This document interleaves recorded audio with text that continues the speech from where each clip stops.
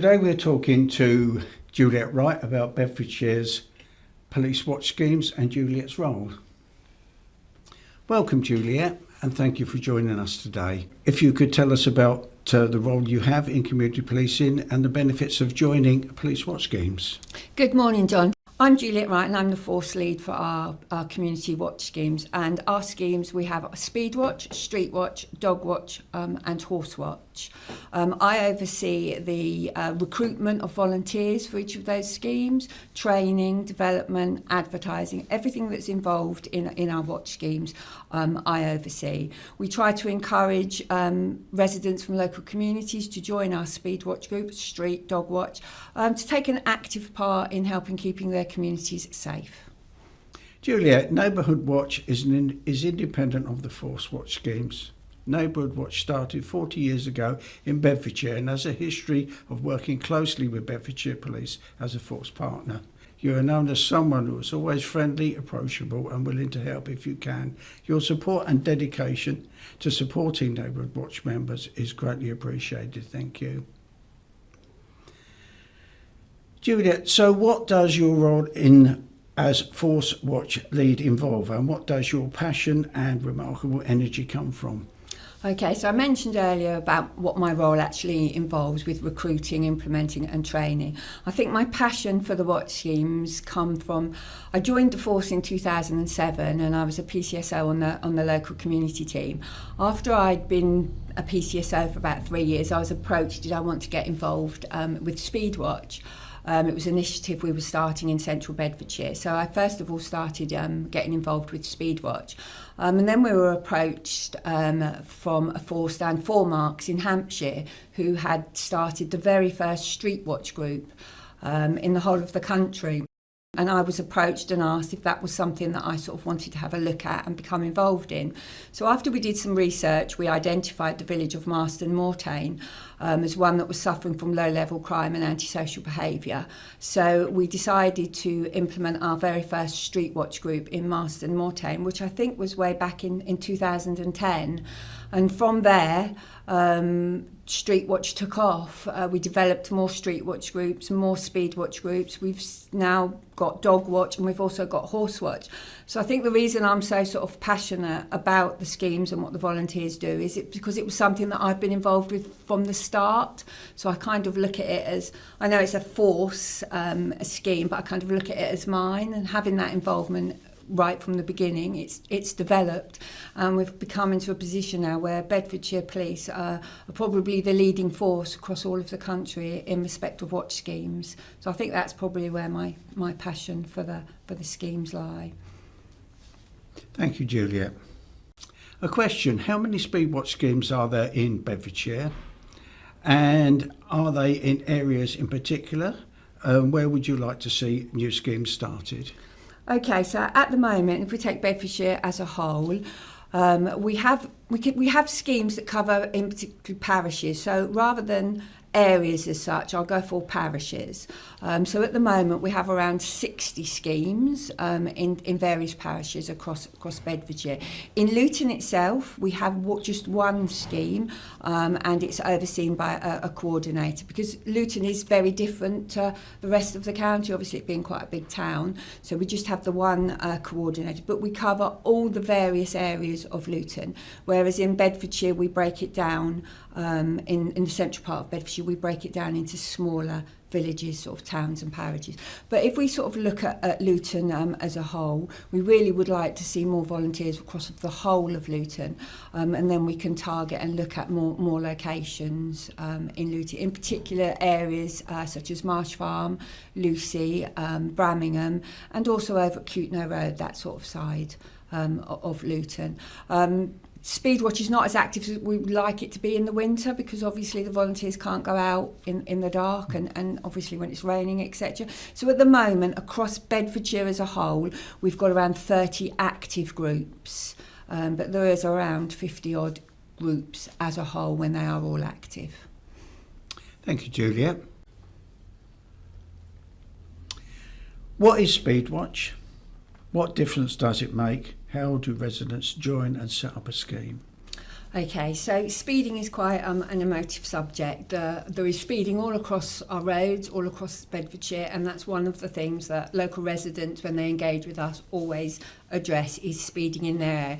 So what Speedwatch is? Speedwatch is an educational programme and awareness. It is not about enforcement. So what we do to get a Speedwatch group up and running is we ask local residents that have shared their concerns about speeding to come along and join us. We need about 4 residents in each area to start up a Speedwatch group. We provide all the equipment. We use what is called a SID, and that stands for Speed Indication Device, and you've probably seen them out on the roads when you go out. It's quite a large device. It stands up at the side of the road. When the motorist goes through a particular speed, it will flash the speed that the motorist is travelling. Some of our devices just flash the speed, whereas our other devices can flash a smiley face or a frowny face. Bedfordshire Police pay for all the training and all the equipment for our volunteers. And then what normally happens is, after the volunteers have carried out their activity at the side of the road, all we're asking the volunteers to do is to write down the speed that the motorist is travelling at and a few details about the vehicle. That information is passed to Bedfordshire Police. We then run that through our Police National Computer and we get the registered owner details.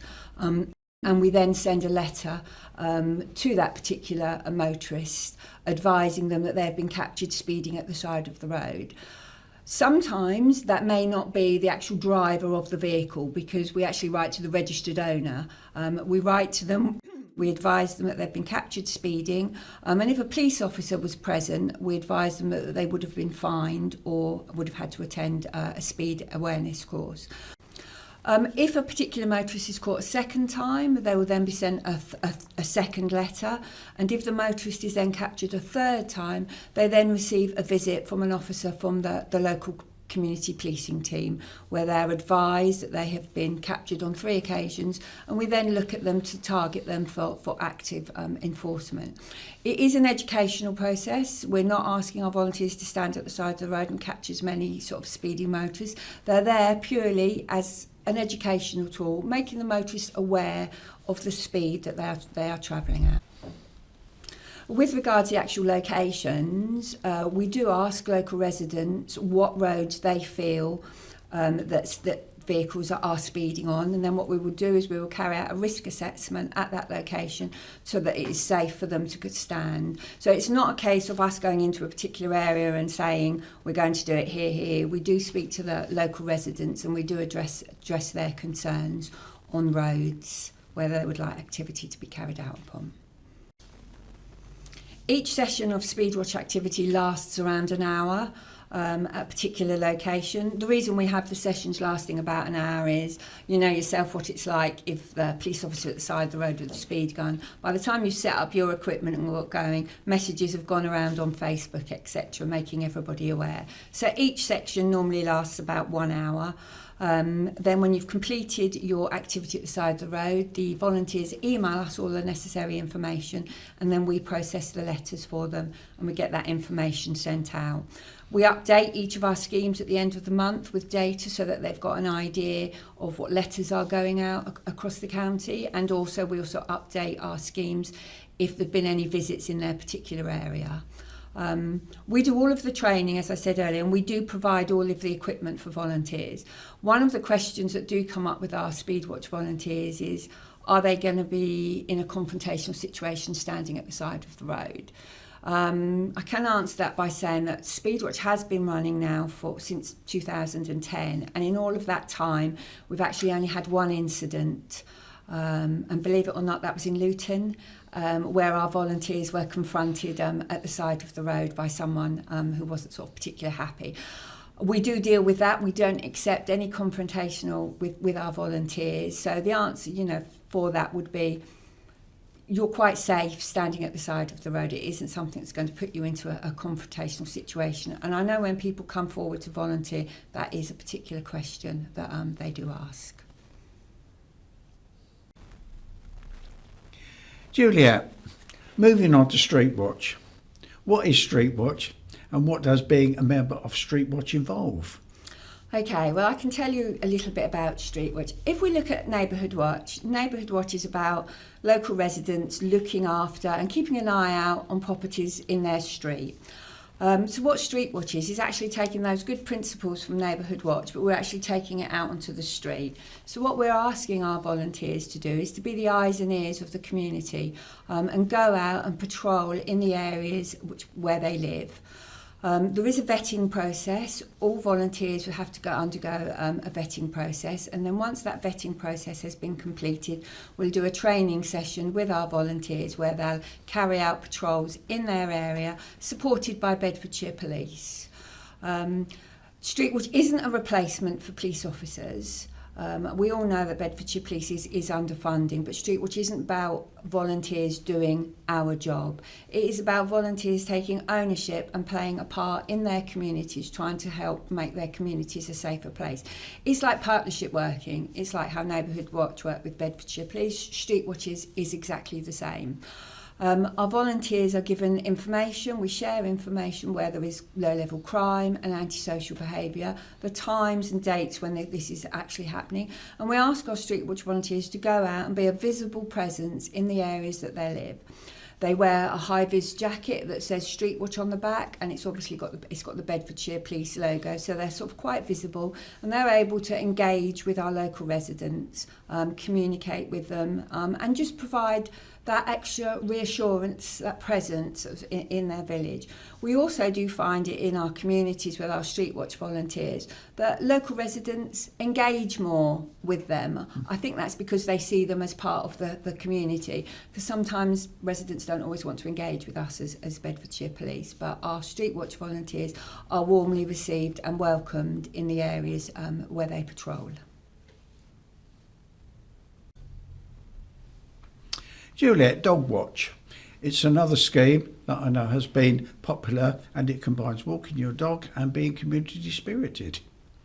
Juliet, can you give me an overview of the Dog Watch scheme, and how residents can join and set up a scheme? Well, our Dog Watch scheme is relatively new. It's only been going for a couple of years. Our Street Watch groups patrol mostly in the towns and cities, whereas with our Dog Watch schemes, they patrol in our more rural areas, our parks, etc. And it is very, very similar to Street Watch. The principle for Dog Watch is exactly the same. Starting a group is exactly the same. Only they are tasked with patrolling, as I said, in the more rural areas, where people do actually go and walk their dogs.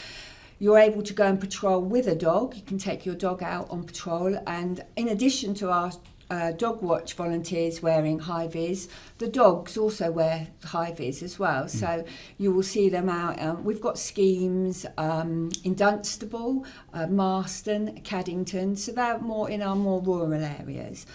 Dog Watch is open to anybody. You don't have to have a dog.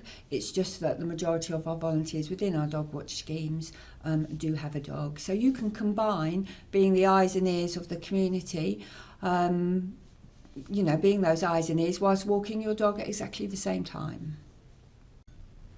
Juliet, finally, Horse Watch. I know rural areas are not immune to crime, with farms in particular being targeted for expensive machinery, technology and fuel. And also there is wildlife crime such as coursing. Can you give an overview of Horse Watch scheme and how residents can join and set up a scheme?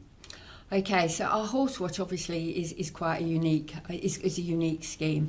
As you can appreciate, when riders are out on the horse, they're in that unique position, so they're sort of quite high up. So our Horse Watch, again, you start up the scheme exactly the same way. We'll go through a vetting process and we will go through training with that particular volunteer. But our Horse Watch volunteers patrol the bridleways, and they patrol the areas in our communities, mostly the rural areas, but areas where you're not likely, obviously, to get a police car down the beaten track. And as I said, it being in that unique position, they've got that eye view where they can see over places. They look out for antisocial behaviour, fly tipping, rural crime. One of the things I get regularly asked, whereas we do provide all the training and equipment, we don't provide the horse.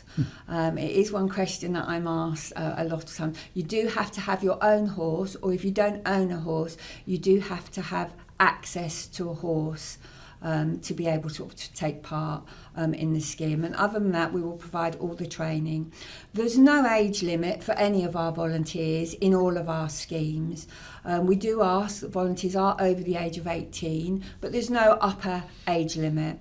In all of our schemes, all our volunteers are fully insured, although the benefits do reduce slightly when we get to age 75 and over. But yes, if you'd like to, join a horse watch scheme, you do have to have either your own horse or access to a horse. Thank you, Juliet. I'm sure our viewers will have found your overview informative and I hope inspired to join or start one of your schemes in their area. Of course, it would be remiss of me not to mention that residents can also join or set up a Neighbourhood Watch scheme in their area, which can reduce crime by 16% to 26%. I'm sure you would agree that the overarching message is that by working together we can all make a difference and help make our communities safer. Juliet, do you have any final thoughts or advice for our viewers that you would like to share? No, only that if you've got any speeding concerns or any concerns regarding antisocial behaviour and you would like to join one of our schemes, please drop us an email at our email address, which we will provide for you, or give me a call and we can discuss it in more detail. All we ask from you as a volunteer is that you commit to 2 hours a month. Some of our volunteers do commit more, but we do ask for a minimum requirement of 2 hours each month. So if anybody is interested, we've got a lovely small team, and the volunteers that we work with, we've got lovely volunteers all across the county, so everybody will be made to feel really, really welcome. And at the same time of getting out and carrying out some exercise, you're helping to make your community a safer place, meeting friends, and so it's quite a worthwhile opportunity. And as I said, we're only asking for 2 hours every month, and there will be a scheme to suit everybody. Not everybody wants to be out doing speed watch activity, but maybe you'd like to join Street Watch. We've got a scheme out there for everyone, so do please contact us. We're looking for volunteers all across the county for all of our schemes. Juliet, all that remains for me to do is to thank you once again for taking time to speak with us today. And of course, to our audience for watching, thank you and goodbye for now.